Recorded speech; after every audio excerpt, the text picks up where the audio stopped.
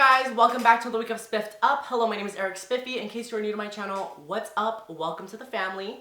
So as you guys know, I do have some post-acne scarring going on in my face, and I do have some acne texture as well. But for some reason, somehow, I came up with a makeup look that's very effortless, doesn't take a long time, but it still provides the coverage that you need and the wear time as well in makeup looks. I feel like sometimes we struggle with like a full coverage makeup look, but also you want the longevity of the wear time, especially for like long work days. So I don't know how I did this, but I did, and it's such an effortless makeup look. It takes 15 to 20 minutes. I'm not wearing any under eye concealer. I didn't bake on my face. I didn't set it with a translucent powder. I'm shocked with this makeup look. I've just been wearing it so much on a daily basis, especially at work, and I've been getting so many compliments on it because it just looks like my skin, but it's not. So definitely if you're one who kind of struggles with like post-acne scarring or even acne texture and you kind of just want like a natural look but also full coverage as well, definitely stay tuned for all of that. Oh my gosh, I have a hair, really? As always, make sure to subscribe to my channel, give this video a thumbs up, follow me on all my social media links, which are going to be down below in the description box. And let's go ahead and get started with this natural, effortless makeup look for acne-prone or post-acne scarring skin types. Before we go any further, I gotta lit the candle. For anybody wondering, this is Bath & Body Works Marshmallow Fireside. I know we're getting into spring, but I still love the smell of this candle. Alright, so first things first, I'm going to go in with my Henriksen Sheer Transformation Moisturizer. So I just like to apply this all over my face and just give my skin some extra hydration and really focus it right here in this area.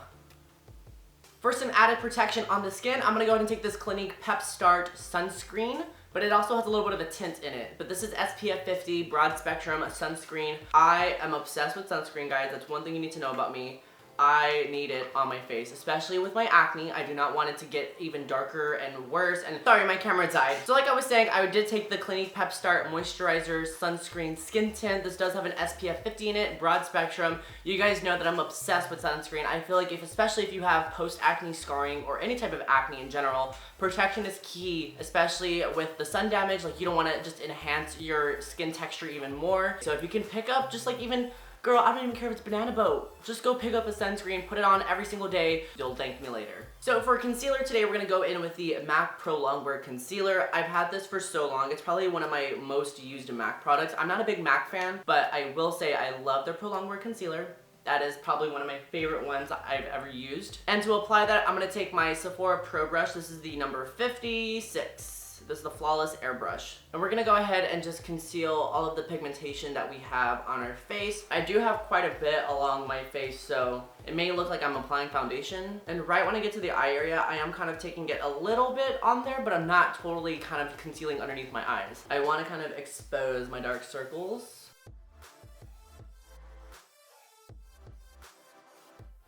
So as you can see, the concealer is a little bit lighter than my skin tone, and I did go 2 shades lighter just because whenever I apply my foundation, I don't want it to look a lot darker than like my neck area. So keep that in mind whenever you're trying to conceal something on your face before you put on your foundation. You want to go 2 shades lighter. We're going to go ahead and let that kind of like just set on our face, kind of dry down. Now for foundation, I thought I would never use this on camera like by itself. But honestly, one of my favorite ones is the Makeup Forever Waterblend foundation. And I think this is what kind of just pulls the look together just because it's such a lightweight foundation. Like it literally just has water in it. Like it's such a liquidy foundation, and you'll see in a minute. This is shade Y415. So I'm gonna go ahead and take 3 pumps on the back of my hand. And I'm gonna go ahead and apply that with my Morphe G36 brush. So it's a pretty dense powder brush, and I'm picking up a little bit. I still have some on the back of my hand. And what I'm gonna do is I'm just gonna press this very lightly because since it is a water-based foundation, if you were to go in and kind of start doing like circular motions with a heavy hand, it might kind of disrupt the concealer that we put on our face first. Kind of lightly tap, lightly. I really do like this brush for like liquid foundation. I think this is gonna be like my next go-to. And then I'm just gonna drop it down the neck as well. And I'm just taking this on my eyes as well, but I'm not kind of taking a lot. I'm just putting a little bit just to kind of even everything out. But as you can see, like my dark circles are still peeking through. I don't mind it. I actually like them kind of peeking through. But honestly, I'm getting so used to just not wearing concealer underneath my eyes. Like, I honestly don't really care anymore. It's just more of an option now. So by the time this kind of dries down, the brush shouldn't have any product left. So it's gonna go back to like its natural form. And with that same brush, I'm gonna pick up the Wet n Wild Photofocus pressed powder in shade Tan Beige. Now this isn't exactly the match for me. I feel like I was supposed to go one more up, but that's fine. I don't mind the color that it has. We're just gonna be applying this all over our face and just kind of setting that foundation. And this is just gonna add more coverage. So we're gonna be taking this powder, we're gonna go ahead and just set our entire face and just lock in that concealer and foundation. And I love this powder because it doesn't apply so much pigment all at once. It's a very buildable powder foundation. Looks great in flash photography. Now to contour my face, I'm gonna be taking the NYX Highlight and Contour Pro Palette, and I'm gonna take these two shades right here just to kind of lightly warm up my face, since now we have that like kind of white canvas, and we're just gonna go ahead and start playing with some shades and lights. To apply that, we're gonna be taking the Morphe E4 brush, probably one of my favorite brushes for bronzer or blush, and I'm just pressing this into the face.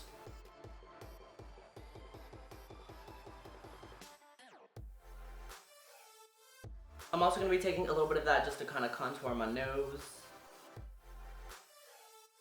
And then for blush, I'm going to be taking the Wet n Wild. This is the Coloricon blush in Mellow Wine, one of my favorite colors. I actually did like this when I did the Wet n Wild tutorial.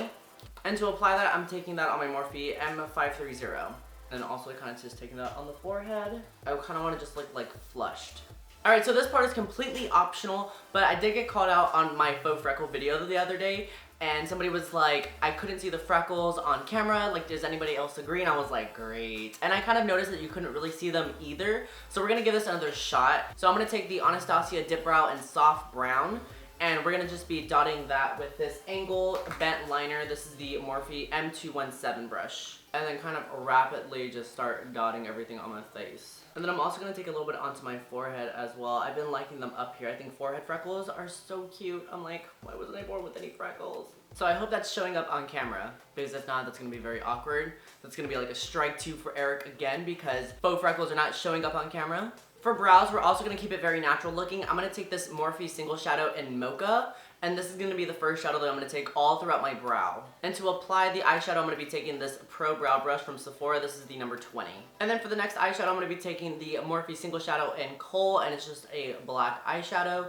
And that's just really gonna add dimension into the brows area. So with the brown and the black, it's gonna look a little two-toned. All right, so we're gonna go ahead and add a little bit of setting spray just to get ready for like a highlighter that we're gonna put on our face. So I'm taking the Urban Decay, the All Nighter Makeup Setting Spray. This is just the mini version of it.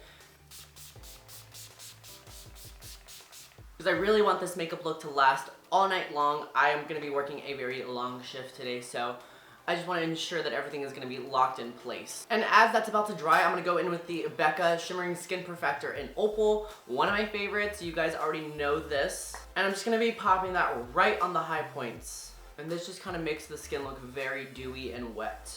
I want to take a little bit onto the bridge of my nose, right here on my forehead, just doing a light glaze on top. So eyelashes are pretty optional for this makeup look, but I've just been rocking like mascara on my eyelashes. I really appreciate my eyelashes. I like the length of them. They're not too short. I mean, if you do have really short eyelashes and you still want to wear falsies with this makeup look, you're more than welcome to. I am going to be curling my lashes a little bit.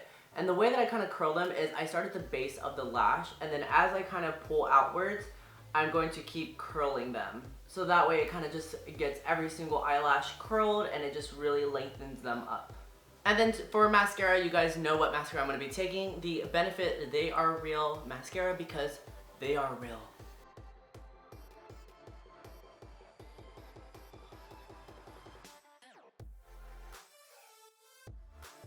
And then what I also like to do, since I already have the mascara like in my hand, and I just want to make sure that my eyebrows are locked in, I'm just going to kind of run that through my brows. Since I have pretty dark brows, the mascara just kind of fits perfectly and matches my brow hairs pretty nicely. If you do have a lighter brow color, definitely go in with like a brown mascara, or there's plenty of tinted brow gels out there on the market, but I'm just kind of being a little bit more efficient, and I'm just kind of running this through just to lock in everything. Alright, and then for lips, I like to either wear a lip balm. If this is the Bite Beauty Agave lip balm, by the way. So I'm just going to take a little bit on my lip area, because what this is actually going to do, if I was to mix it in with a matte liquid lipstick, it's actually going to kind of turn the liquid lipstick into more of like a little lip tint. So you guys know how I feel about the Wet n Wild liquid catsuits. I didn't like the formula of these. I found that this liquid lipstick itself in particular was a very streaky formula, but I love the color of it, and I found that if you kind of take it on the back of your hand